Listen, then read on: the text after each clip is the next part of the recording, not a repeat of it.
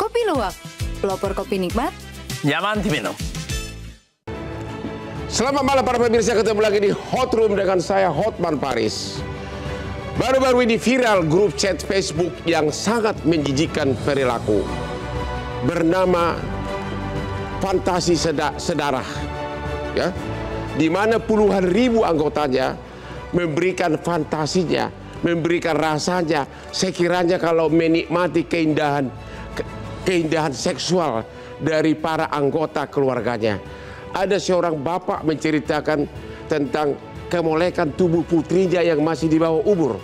Demikian juga anak menceritakan tentang fantasinya tentang kemolekan tubuh ibunya. Dan bersamaan dengan itu terjadi perbuatan incest di mana-mana. Ada seorang ibu melakukan hubungan intim dengan dua anaknya. Bahkan ada kakak beradik melakukan hubungan incest, hubungan seksual sampai melahirkan anak. Dan baru-baru ini anaknya itu viral karena dikirim melalui ojol ke tempat ibadah dan anaknya sudah meninggal.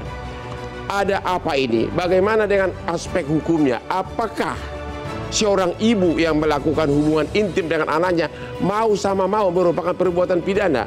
Apakah benar secara medis bahwa hubungan intim keluarga saudara bisa berakibat cacat moral dan cacat mental? Inilah Hot Room. Fantasi saudara bisa mengintai dari dalam rumah. Hotman tetap berpesan kepada para pemirsa agar minimum 3 kali sehari minum kopi. Anda akan merasakan seperti yang saya rasakan, metabolisme, energi lebih kuat, dan daya ingat semakin meningkat.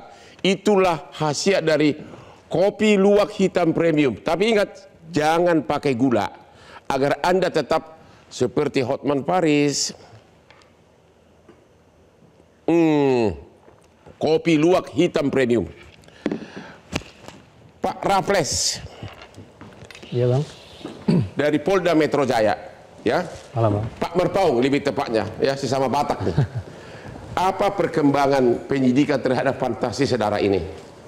Bisa diuraikan? Ya, baik. Makasih bang. Saya panggil bang aja ya bang. Ya. Jadi per hari ini kami sudah dengan Barreskrim sudah melakukan penahanan terhadap 6 tersangka. 6 tersangka? Ya. Ya. Terus?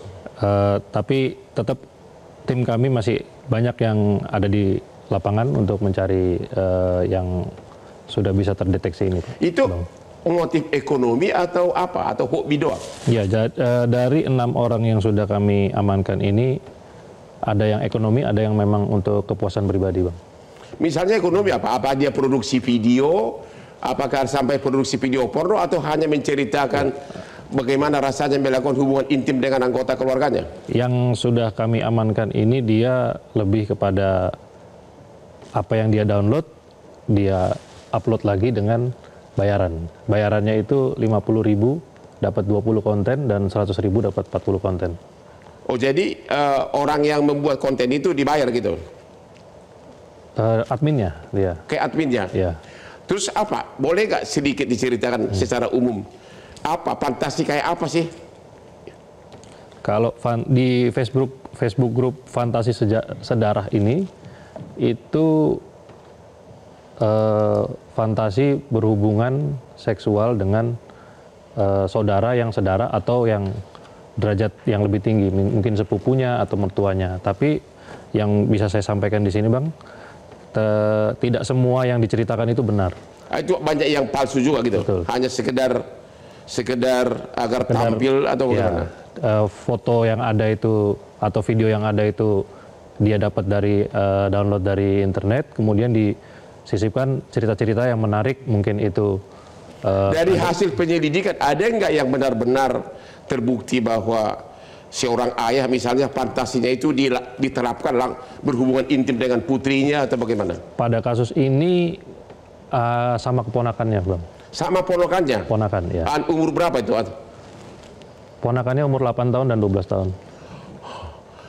Oleh perempuan? Yang cowok? Ya, pelakunya laki-laki, korbannya perempuan kecil. Umur 6 tahun? 8 tahun dan 12 tahun. Benar-benar berhubungan intim? Pelecehan.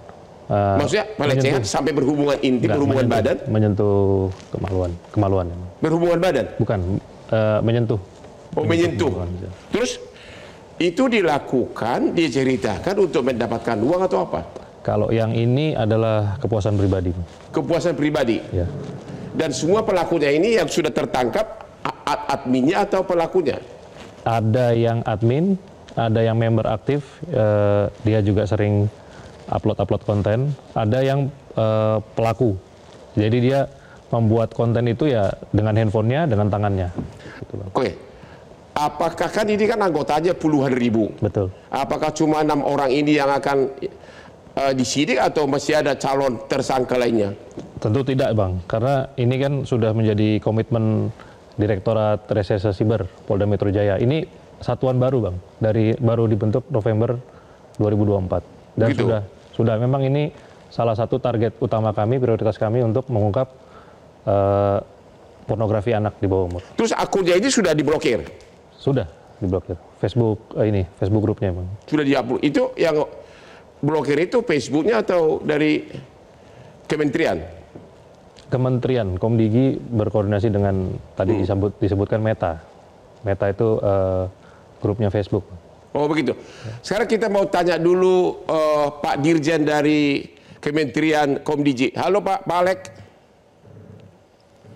Halo, selamat malam Bang Hotman.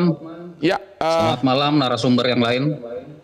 Bisa Bapak uraikan kejadian sebenarnya atas fantasi saudara ini dan apa yang telah dilakukan oleh Kementerian Bapak? Baik, Bang Hotman. Di sini kami mau sampaikan bahwa kami melakukan penanganan terhadap konten negatif di ruang digital secara menyeluruh, itu termasuk konten pornografi. Ya. Namun Komdigi juga menindaklanjuti aduan dari masyarakat dalam hal ini mengenai keberadaan komunitas online tersebut. Nah, Komdigi memiliki tim yang menggunakan sistem crawling untuk mendeteksi konten negatif seperti pornografi, kekerasan, perjudian, dan bentuk perbuatan lain yang dilarang di Undang-Undang ITE. Nah, kemudian dari laporan itu Komdigi kemudian melakukan verifikasi cepat dan langsung berkoordinasi dengan pihak platform dalam hal ini terkait dengan kasus ini dengan Meta untuk melakukan pemblokiran akun yang diadukan. Nah, dalam kegiatannya Komdigi di sini melakukan kegiatan selama 24 jam untuk mencari grup, konten, dan akun sejenis yang sejenis dengan model fantasi saudara ini. Nah, dari berdasarkan hasil patroli tersebut, sampai saat ini kita sudah memproses 50 grup komunitas online, 64 akun, 28 konten di platform Facebook yang dimiliki oleh Meta. Jadi total seluruhnya itu ada 142 konten yang kita proses bersama Komdigi, Meta, dan tentunya data ini juga kami serahkan ke aparat penegak hukum. Nah, di samping yang ada di bawah Meta, di Facebook, itu kami menemukan juga 17 akun yang ada di platform Twitter. Nah, itu yang mungkin gambaran yang bisa kami sampaikan, Bang Hotman. Ya. Katanya fantasi saudara ini agak tersembunyi. Gimana akhirnya bisa ditemukan? Kami melakukan crawling atau pencarian itu kan berdasarkan kata-kata kunci atau keyword yang apabila kata-kata tertentu yang sudah kita masukkan dalam database kita itu ketemu, itu akan memicu flagging untuk dilakukan konten analisis. Nah, di samping tadi crawling secara otomatis, kita juga menerima aduan dari masyarakat. Ya. Demikian, Bang Hotman. Tapi yang berhak memblokir itu kan kayak Facebook, Komdigi kan tidak punya otoriti untuk untuk menghentikan itu akun. Yang itu harus Facebooknya yang harus melakukan. Ya, untuk penyelenggara sistem elektronik yang user generated content itu memang ada di PSE-nya, di platformnya yang bisa memutus akses dari akun-akun itu. Tetapi pemerintah itu mempunyai sistem untuk mengatur kepatuhan para platform atas permintaan dari kita untuk melakukan pemutusan akses atau takedown. Artinya platform tersebut masih tunduk kepada kementerian, begitu? Tepatnya tunduk kepada pengaturan yang ada. Oke, jadi total sekarang yang sudah diblokir ada berapa semua yang mirip-mirip fantasi saudara ini? Tadi kami sampaikan, Bang Hotman, ada 142 konten incest di Facebook. 142? Dan ada 142 konten incest di Facebook dan 17 akun di platform X. Ini dalam proses untuk proses takedown. Akun incest saja 142.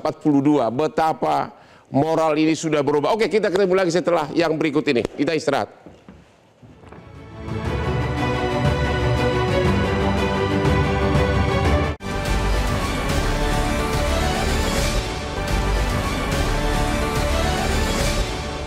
Dipersembahkan oleh Kopi Luwak, pelopor kopi nikmat, nyaman diminum. Ketemu lagi di Hot Room, Pak Reza.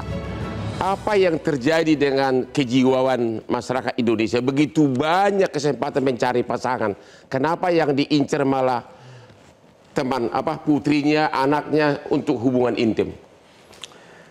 Pertanyaan Bang Hotman itu mengasosiasikan masalah incest ini sebagai sebuah penyimpangan. Bagaimana mungkin ada orang yang berperilaku semikian bejat, tertarik secara seksual sekaligus secara menyimpang pada darah dagingnya sendiri, misalnya seperti itu kan. Sayangnya tidak serta-merta incest terposisikan sebagai sebuah perbuatan yang ilegal. Di sejumlah negara, ini mudah-mudahan tidak menjadi pembelajaran yang keliru ya, tapi harus saya katakan di sejumlah negara incest ternyata dipraktekkan dan bukan persoalan hukum. Sepanjang memenuhi syarat-syarat tertentu. Sebagai misal, ketika incest dilakukan oleh orang tua dengan anak, tapi anaknya sudah masuk usia dewasa, dan relasi terlarang mereka itu, terlarang tanda petik, disertai dengan adanya persetujuan dari kedua belah pihak, maka praktis itu bukan menjadi persoalan hukum. Pertanyaannya, kenapa kok menyukai anggota keluarganya? Apa yang terjadi secara kejiwaan? Dalam perbincangan tentang penyimpangan dan psikologis, selalu ada faktor disposisi, faktor dalam, faktor internal, dan faktor situasi, faktor eksternal, faktor lingkungan. Saya berada pada mazhab kedua di dalam psikologi yang meyakini bahwa sesungguhnya faktor situasi, faktor lingkungan itu jauh lebih dominan ketimbang faktor disposisi. Sehingga pertanyaan kenapa ada orang yang memiliki ketertarikan seksual menyimpang sekaligus jahat, talenta bukan penjelasannya karena faktor situasi. Apa itu? Karena kesempatannya ada. Karena ketidakmampuan, keterbatasan untuk mengekspresikan gairah seksual secara normal kepada pihak-pihak yang juga normal. Betul. Nah, saya bayangkan bahwa faktor situasi sekali lagi yang lebih dominan. Karena itu, saya tidak bersepakat sesungguhnya ketika incest diembel-embeli dengan narasi sebagai sebuah penyimpangan. Tapi saya lebih serak ketika incest disebut saja sebagai sebuah kejahatan. Kendati harus kita akui juga dalam hukum positif Indonesia tidak ada hukum spesifik tentang incest. Walaupun kemudian jaring pidananya bisa tersebar lebih luas. Misalnya kita anggap ini sebagai kekerasan dalam rumah tangga. Kalau korbannya masih anak-anak, berarti kita juga bisa gunakan Undang-Undang Perlindungan Anak.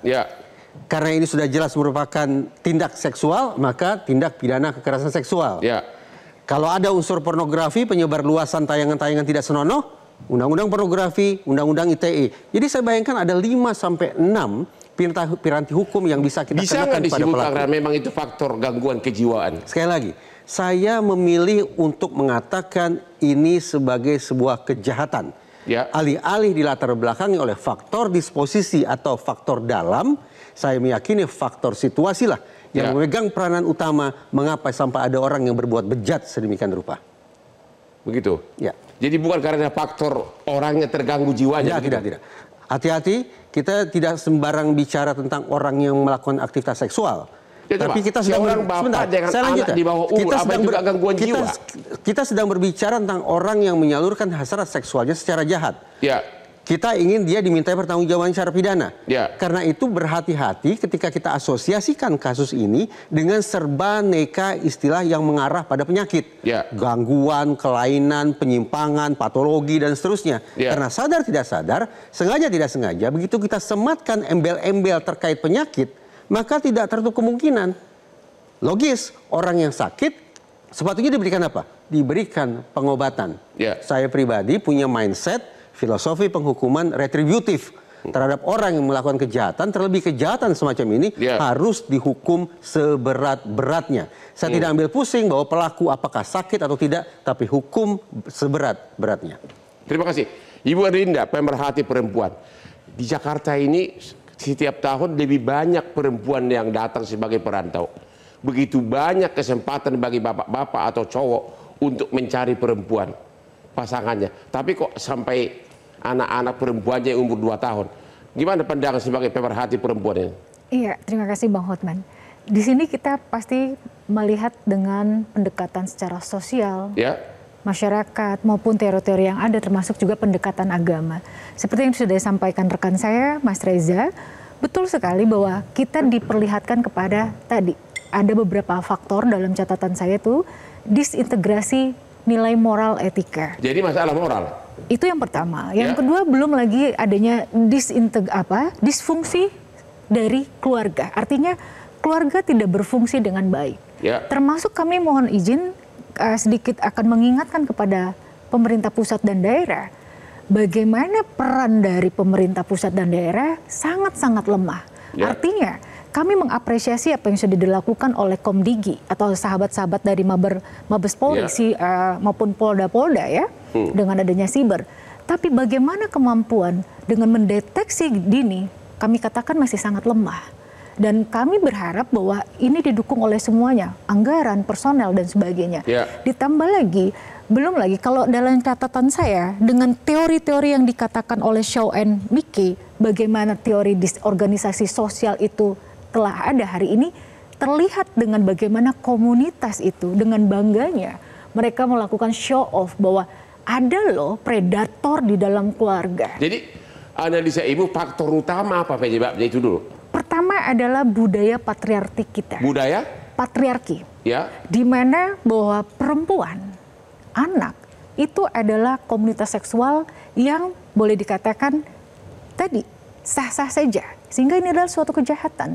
Karena kita melegalkan dalam tanda kutip, jika perempuan dan anak itu dalam suatu keluarga boleh diapa-apakan.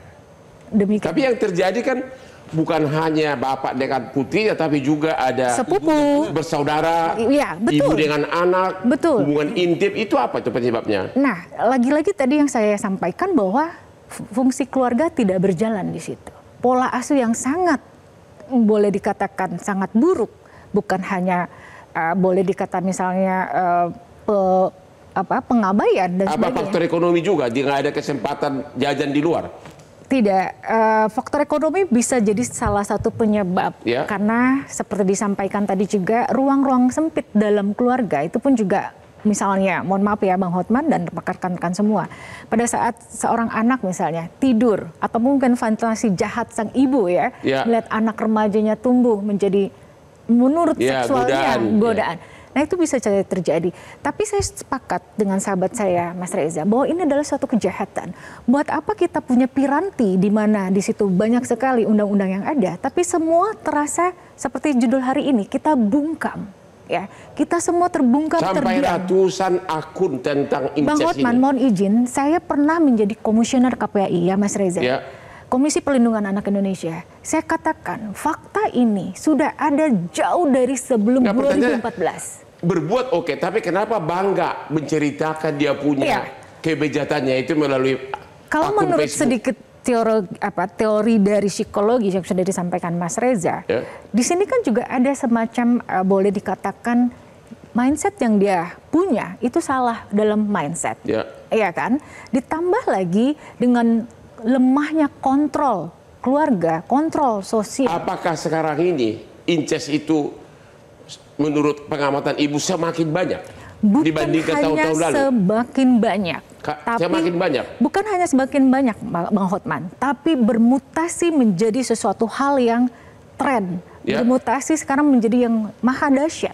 Kenapa?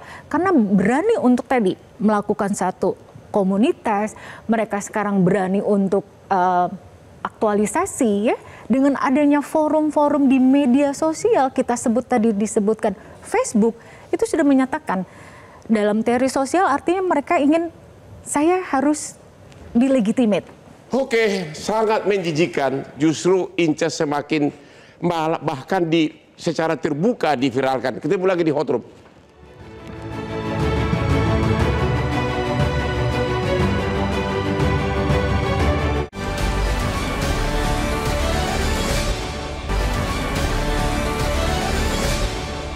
Dipersembahkan oleh Kopi Luwak, pelopor kopi nikmat, nyaman diminum. Ketemu lagi di Hot Room. Minum kopi 3 kali sehari akan meningkatkan daya ingat. Jadi kalau kamu di hari tua, jangan sampai tidak kenal anak dan cucumu, minumlah kopi luwak hitam premium minimum 3 kali sehari tanpa gula seperti Hotman Paris. Pak Asmi, ahli hukum pidana, apakah seorang ibu atau seorang bapak yang melakukan hubungan intim dengan putrinya atau anaknya yang sudah dewasa dua-duanya, dan tidak ada yang protes, walaupun terbongkar ke publik, pidana nggak? Ini yang menjadi ruang dialektika, tapi kalau kita baca pengaturan KUHP, itu hanya fokus kepada anak-anak. Jadi garis lurus sampai lapisan ketiga, itu baik lurus maupun lateral, menyamping antara paman dan keponakan dan segala macam. Tapi jika sudah dewasa, itu akhirnya dia tidak lagi masuk pemerkosaan atau kejahatan seksual. Akhirnya zina. Waktu terjadi deliknya zina, hak hukumnya menjadi delik aduan, Bang Hotman. Hanya kalau suaminya protes atau istri jangan. Pada waktu delik aduan akhirnya banyak orang yang menyamarkan karena rasa malu, rasa risih. Akhirnya tidak mau untuk membongkar itu, akhirnya berdamai dengan perasaan dan keadaan-keadaan. Jadi bukan tidak pidana Pak sekarang? Bukan tidak pidana, jadi dirasionalisasi lah. Nanti padahal itu tidak benar, dirasionalisasi saja.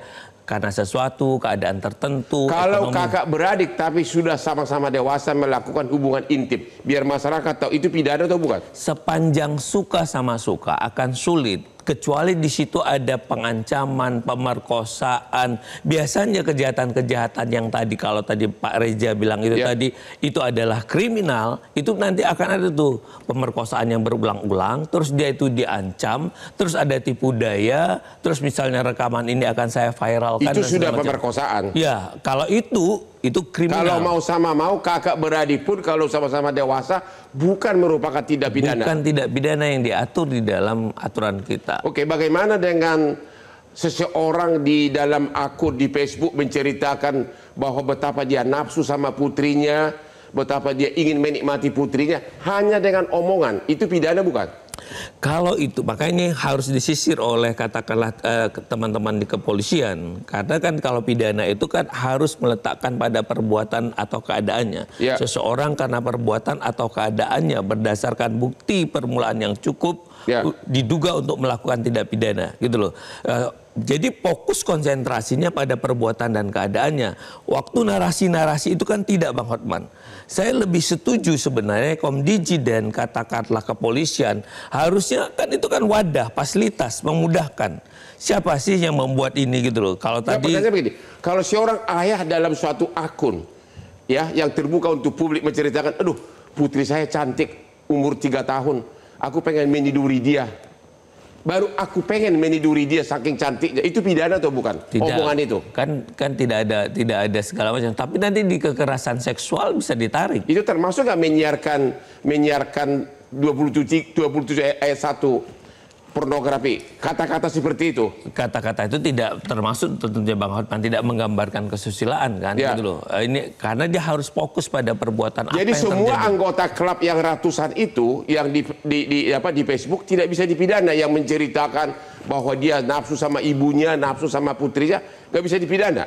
Lah, ini yang tadi ada harus yang kita lihat secara menyeluruh kan, hukum kan tidak ansih itu Bang Hotman. Resikonya, bahayanya, dampak kepada masyarakat karena sudah ada mentransmisikan. Sewaktu ada transmisi yang bermuatan kan dulu pasal 27 ayat 1 tadi, terus nanti undang-undang tindak pidana kekerasan seksual juga akan dilihat dampak untuk itu. Tentu ini adalah menjadi persoalan baru karena itu bukan lagi di ruang dia private, tapi sudah dapat dibaca oleh orang lain. Makanya pertanyaannya, orang yang menceritakan fantasinya di akun terbuka, putri saya molek cantik, aku pengen main di durinya, itu pidana nggak orang itu? Ya, kalau dia hanya menyatakan untuk itu tidak ada perbuatannya, ya tidak. 27 ayat 1 nggak bisa? Tidak akan mungkin untuk ditarik. Menyiarkan apa yang berbau seksual gitu. Ya, makanya akan dilihat ada tidak perbuatannya. Lagi-lagi kan hanya omongan doang. Akan sulit Bang Hotman. Saya pikir Bang Hotman. Dalam kasus semacam ini kita perlu pilah, bukan pisah ya, dipilah. Kita sedang berfokus pada aktivitas seksualnya atau kita sedang berfokus pada aktivitas bermedia sosialnya. Dalam ilustrasi yang Bang Hotman katakan tadi, menurut saya bukan pidana ketika kita sorot sebagai aktivitas seksual. Tidak ada aktivitas seksual di situ. Tidak ada. Tidak ada, berarti pidananya bukan di situ. Tetapi pidananya masuk ketika kita perbincangkan hal ihwal terkait dengan aktivitas bermedia sosialnya. Nah, kalau kemudian ilustrasi itu kita bingkai sebagai aktivitas bermedia sosial, bukan aktivitas seksual, maka pidananya masuk. Oke, kalau gitu kita tanya langsung kepada penyidiknya langsung. Ya, Bang. Dalam fantasi saudara, apakah bapak-bapak atau siapa itu yang menceritakan bahwa putri saya cantik tubuhnya, saya pengen menikmati, termasuk nggak dibikin sebagai tersangka? Kalau hanya itu belum. Kenapa belum? Karena kalau di undang-undang dijelaskan itu harus secara eksplisit aktivitas seksualnya. Kalau 27 ayat 1 yang barang siapa menyebarkan asusila bermuatan asusila, itu bermuatan asusila bukan? Kalau bapak menceritakan putri saya lihat, aduh aku nafsu banget gitu loh, itu asusila bukan? Kalau hanya cerita sampai saat ini belum. Oke, kalau orang yang menyebarkannya, adminnya, tadi kan peserta itunya grup chatnya itu kan? Nah, kalau adminnya yang mengedarkan itu omongan itu, kena nggak? Kalau omongan belum. Omongan nggak ya? Iya. Hati-hati Bang Raffles. Sekali lagi, jangan terjadi kerancuan antara aktivitas seksual dan aktivitas bermedia sosialnya. Betul. Bang Raffles kan ada di tindak pidana siber ya? Betul. Saya sungguh-sungguh berharap ada kepekaan ekstra di teman-teman pidana siber untuk sekali lagi memastikan kita sedang berbicara tentang pidana dalam media sosialnya atau pidana terkait aktivitas seksualnya. Kalau pidana terkait aktivitas seksual, ilustrasi yang dikatakan Bang Hotman tadi memang tidak ada. Tidak ada pidananya karena tidak ada aktivitas seksualnya. Tetapi orang yang mengirim narasi asusila semacam itu di media sosial bisa dijaring pidana. Bukan undang-undang TPKS, bukan undang-undang perlindungan anak, bukan undang-undang PKDRT, tapi mungkin undang-undang pornografi dan undang-undang ITE. Bang Raffles harus hati-hati betul di situ, Bang. Jadi Bang Hotman, siapapun sebenarnya kalau mau diperluas, sewaktu orang sudah dari malainsi sejak awal itu jahat, memberikan fasilitas kemudahan. Karena kan hari ini ruang digital itu adalah fasilitas kemudahan juga, gitu loh. Dengan bikin grup Facebook tadi segala macam. Sebenarnya admin dan orang yang menggagas itu, ini kan seharusnya ditarik. Dia punya. Kalau gitu, biar rakyat mengerti, langsung aja pertanyaan yang sederhana. Kalau seseorang bapak dalam akun Facebook tersebut mengatakan saya suka ngintip putri saya begitu seksi, rasanya saya pengen menidu dirinya, ya hanya ngomong begitu. Kemudian itu disebarkan oleh adminnya. Jadi ada dua nih. Apakah dua-duanya kena pidana atau dua-duanya tidak kena pidana? Kalau batu omongan, satu ngomong, satu menyiarkan, mengedarkan. Ya, dari segi pidana? Dari segi pidana, kalau itu akhirnya memasuk kepada leg spesialis sistematis karena dia sudah mentransmisikan, itu yang tadi dibilang, karena sifatnya sudah bermuatan kesusilaan. Ya. Ya harus. Kena pidana? Kena dong undang-undang ITE. Kalau adminnya kena, berarti orang yang ngomong itu pun kena penyertaan. Harus. Pasal 55? Harus ditarik perbuatan berlanjutnya, apalagi tadi ada rangkaian. Puluhan ribu anggota Facebook tadi bisa jadi tersangka semua dong. Ya harus dicari Bang Hotman. Kenapa baru 6? Jadi begini, Bang, kalau kita bicara tentang yang disampaikan adalah bermedia sosialnya ya, Pak ya. Iya, bermedia sosial. Saya sependapat, cuman ini yang saya sampaikan kan pengalaman praktis saat ini sampai saat ini itu belum ada. Belum. Siap. Iya. Jadi kalau itu belum pidana, kenapa 6 orang itu jadi tersangka? Karena sudah ada gambar, sudah ada video. Oh, ada gambar dan video, kalau itu biasa kena. Betul. Kalau sebatas dia mentransmisikan omongan orang, itu bukan tindak pidana. Pada prakteknya kita belum. Oh, belum. Gimana sih kok beda pendapat? Yang jelas gini Bang, beberapa kali kita ngelihat kasus-kasus ITE saja, itu nggak terjadi aja orang sudah kena sanksi kok. Iya. Itu kan nyata. Oh, di kampung X ini kota akan dipindahkan di kampung X gitu loh. Tempat itu aja kena gitu loh. Enggak, makanya kita fokus dulu. Ini kan puluhan ribu anggota aja akun Facebook ini.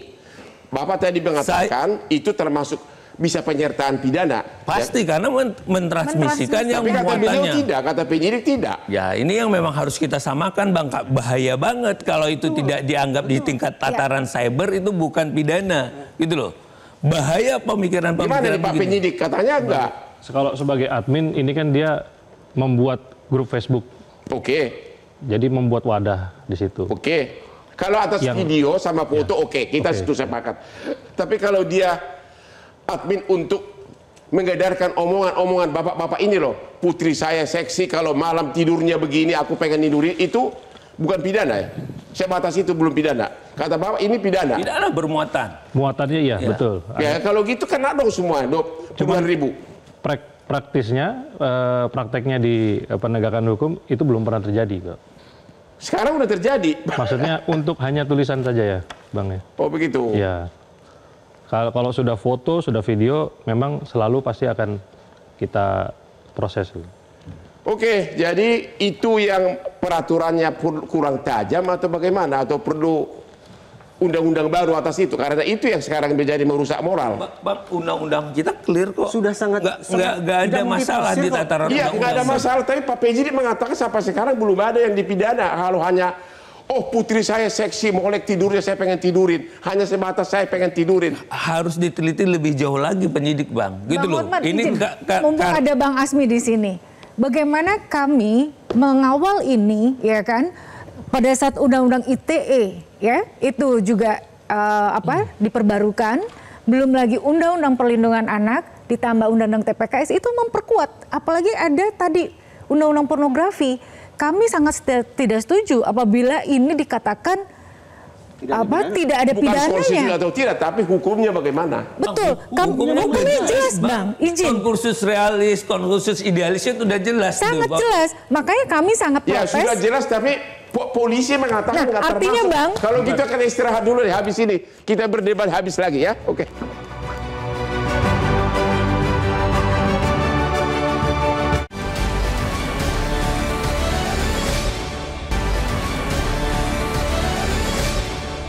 Dipersembahkan oleh Kopi Luwak, pelopor kopi nikmat, nyaman diminum.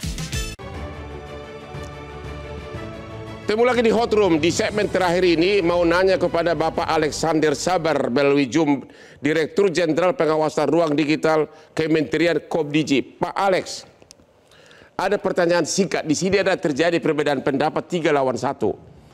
Dalam akun Facebook tersebut ada admin yang menyebarkan. Terus yang disebarkan adalah omongan dari bapak-bapak mesum yang mengatakan, saya melihat putri saya, aku pengen menidurinya. Apakah pernyataan dari si bapak tersebut yang disebarkan oleh admin menurut Bapak tergolong nggak itu perbuatan menyebarkan asusila dalam pasal 27 ayat 1 Undang-Undang ITE? Pidana atau tidak? Menurut 3 pidana, menurut polisi belum. Begini, Bang Hotman, Bapak Ibu narasumber yang lain, mungkin kita harus melihat dulu pengertian dari informasi dan dokumen elektronik itu sendiri dalam Undang-Undang ITE. Pengertian informasi dan dokumen elektronik di situ kan salah satunya disebut adalah tulisan. Itu yang pertama. Nah, kemudian kalau kita melihat di pengertian dari kesusilaan di dalam penjelasan pasal 27 ayat 1 itu agak memang harus dipertanyakan nanti kepada ahli hukum, karena posisi kami bukan sebagai ahli hukum di sini. Pengertian kesusilaan itu disesuaikan dengan standar yang berlaku pada masyarakat dalam waktu dan tempat tertentu. Pada saat ini bagaimana? Pengertian kan ini kan di bawah kewenangan Bapak ini. Pada saat ini bagaimana? Ya, apakah kan, pidana atau tidak? Kalau seorang Bapak ini kan bahasa hukum, Bang Hotman. Putri saya cantik, boleh saya pengen tidurin.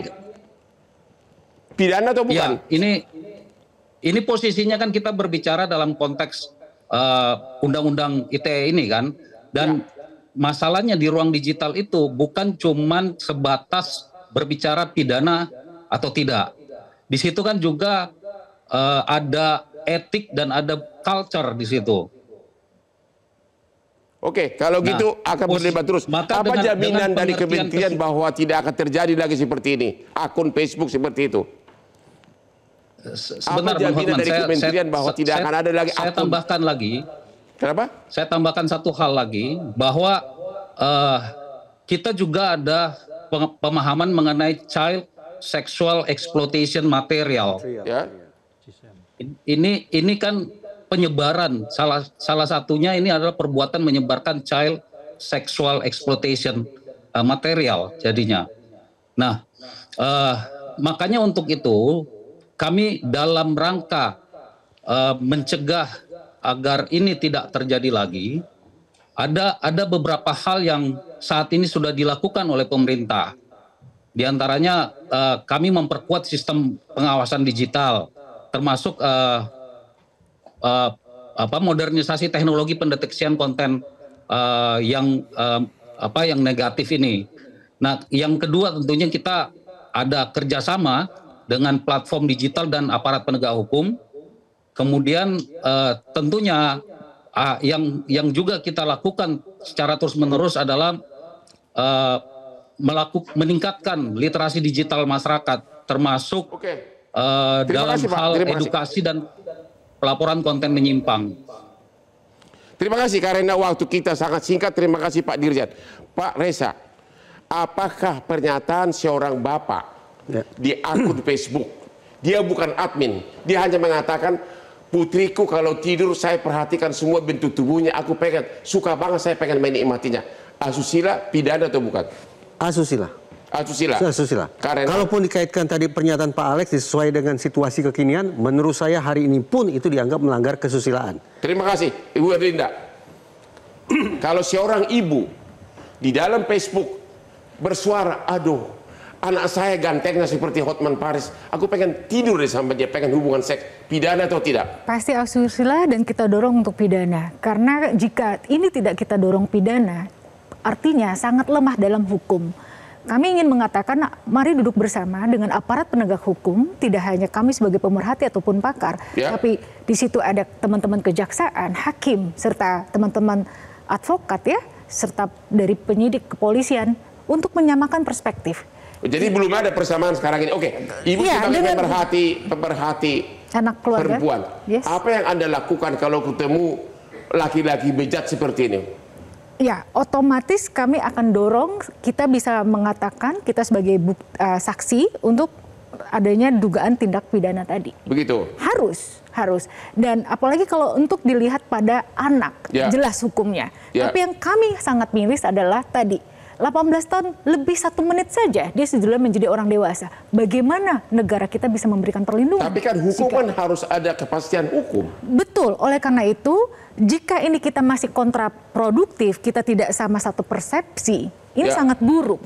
Artinya untuk apa kita punya instrumen tadi? Jadi Anda berpendapat perlu persamaan persepsi dengan dalam mengimplementasikan hukum-hukum yang tadi sudah kita Pak Asmi gimana? Sebutkan. Anda tetap mengatakan itu itu pidana.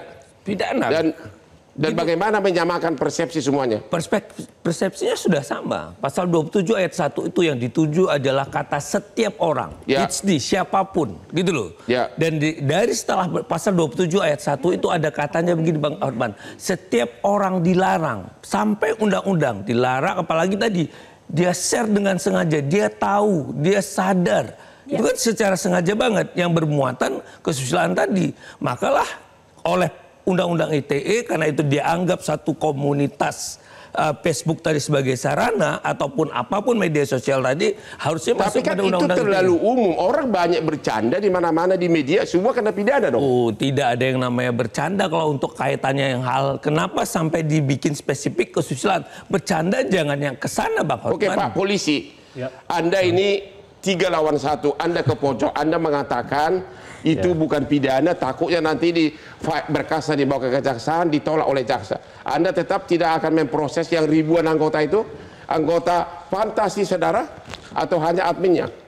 Yang pertama, saya tidak mengatakan itu bukan pidana, Bang. Tapi yang saya jelaskan adalah untuk perkara teks saja, sampai saat ini belum pernah ada untuk perkara? Itu. Hanya teks saja.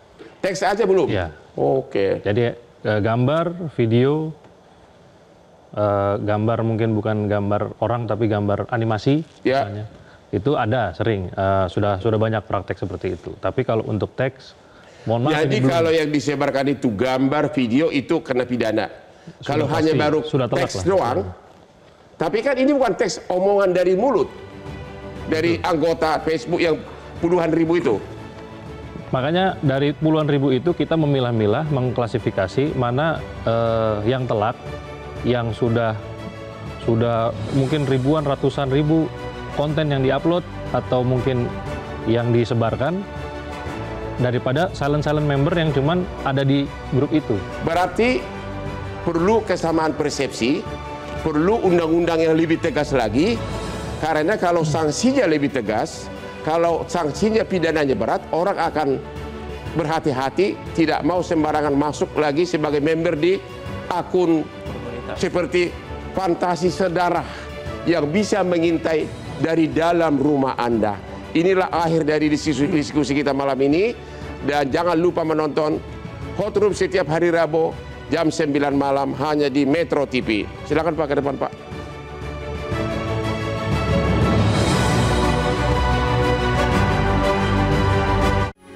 Metro TV.